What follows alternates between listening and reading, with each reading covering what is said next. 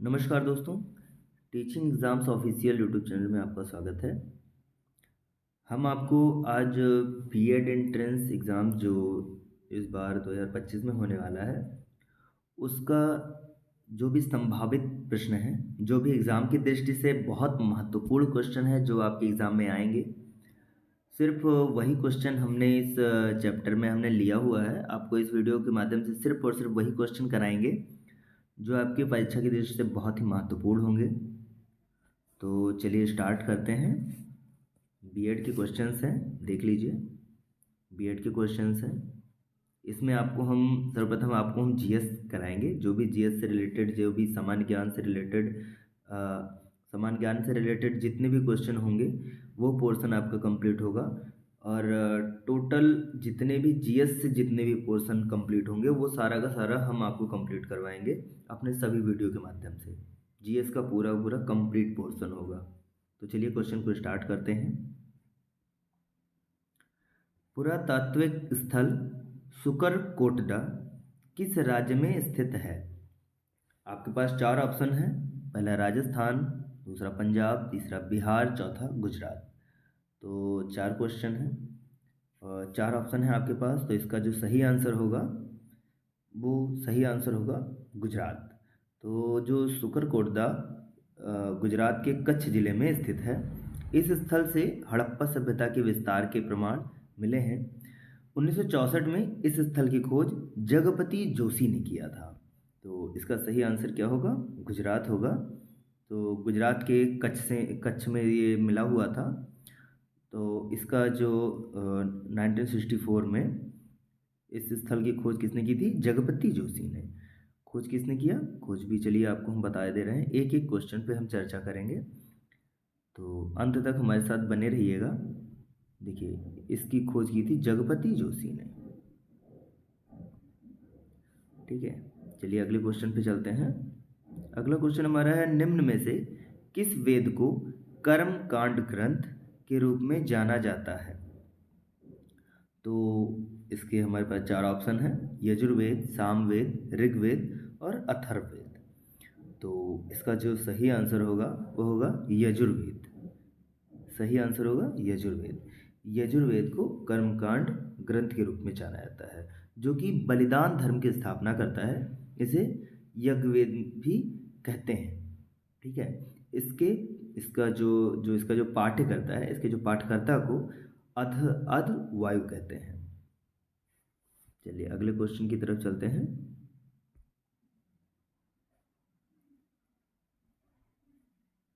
अगला क्वेश्चन, आर्य संस्कृति के सर्वोच्च काल में गंगा घाटी के जनपद जो संख्या में थे, महाजनपद बन गए।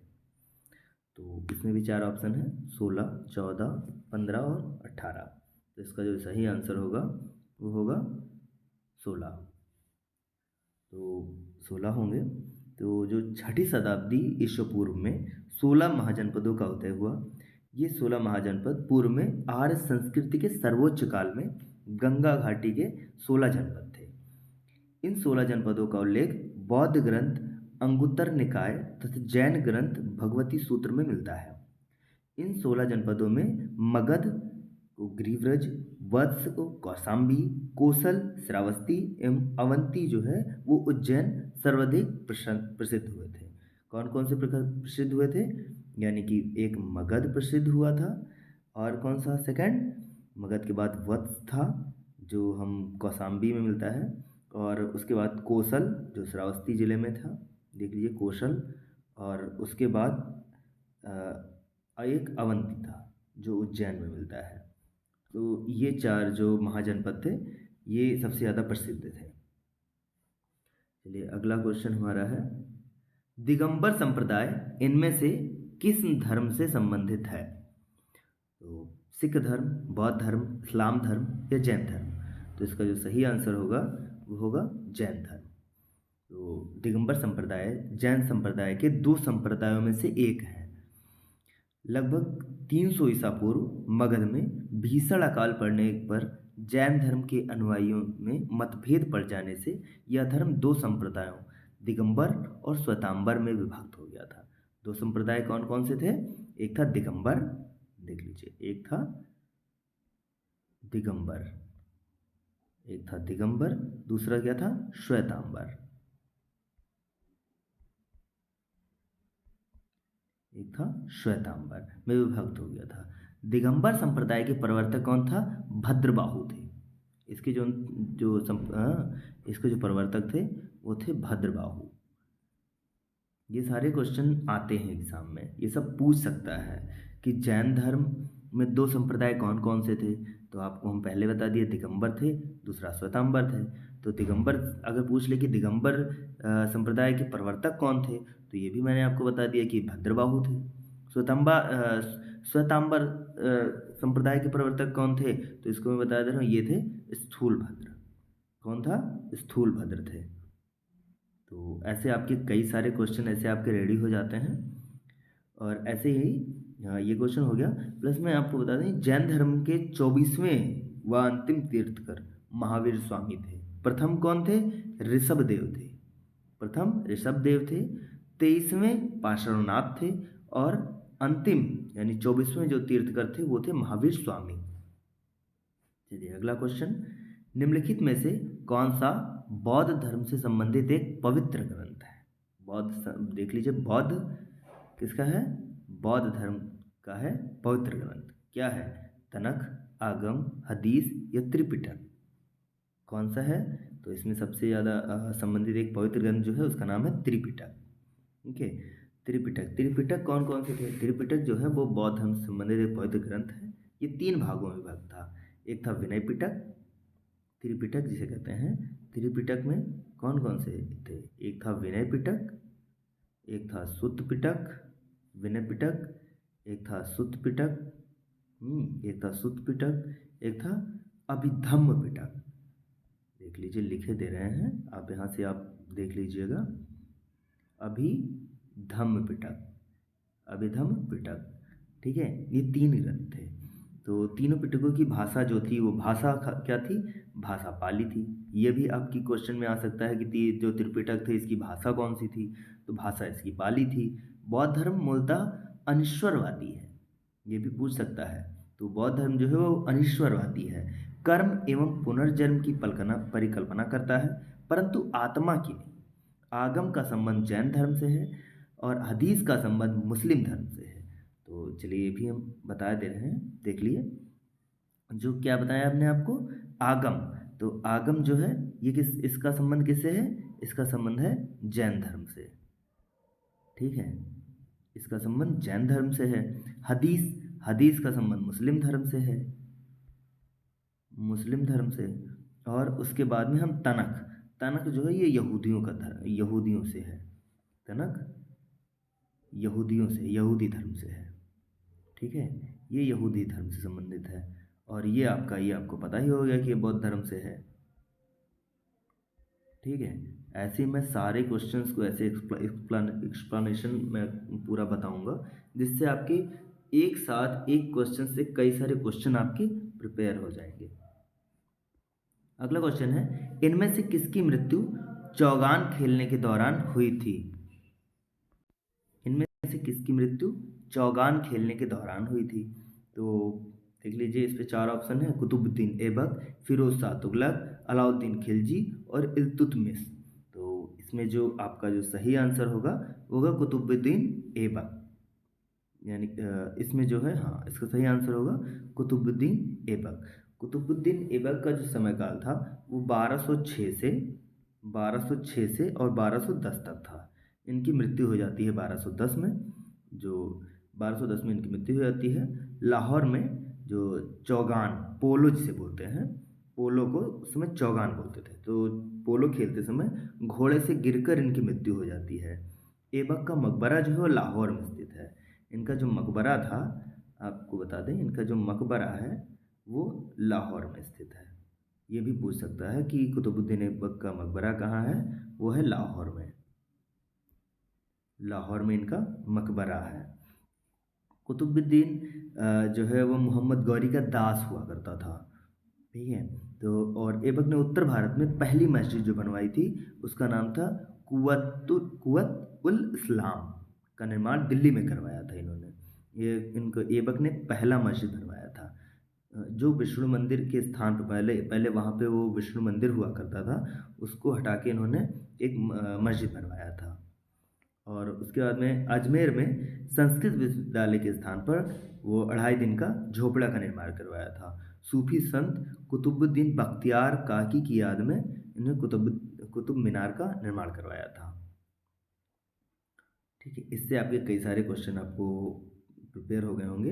कुतुबुद्दीन को लाख बख्श यानी लाखों का दान करने वाला भी कहा जाता है। कुरान कुरान ख्वां यानी सुरीले स्वर में कुरान पढ़ने के कारण भी इन्हें कुरान ख्वां भी कहा जाता है। तो कई सारे क्वेश्चन आपके प्रिपेयर हो गए होंगे। चलिए अगला जो क्वेश्चन है, इब्राहिम लोदी 1526 ईस्वी में पानीपत की पहली लड़ाई में मारा गया था। ठीक है, तो किसके द्वारा मारा गया था? तो देख किसके द्वारा मारा गया, मोहम्मद शाह, फिरोज शाह तुगलक, तैमूर या बाबर, किसके द्वारा मारा गया? तो इसका जो सही आंसर होगा वो होगा बाबर के द्वारा। तो इब्राहिम इब्राहिम लोदी लोदी वंश का अंतिम शासक था। इब्राहिम लोदी जो था वो लोदी वंश का अंतिम शासक था। मुगल शासक बाबर ने पानीपत का जो प्रथम युद्ध हुआ था 1526, ये पानीपत का प्रथम युद्ध हुआ था।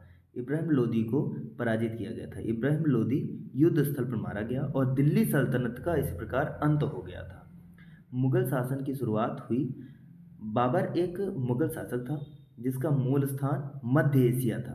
वह भारत में मुगल वंश का संस्थापक कहलाता है। ठीक है, तो आपको समझ आ गया होगा कि पानीपत का जो प्रथम युद्ध हुआ था 1526 में, इसमें बाबर ने इब्राहिम लोदी को मारा था।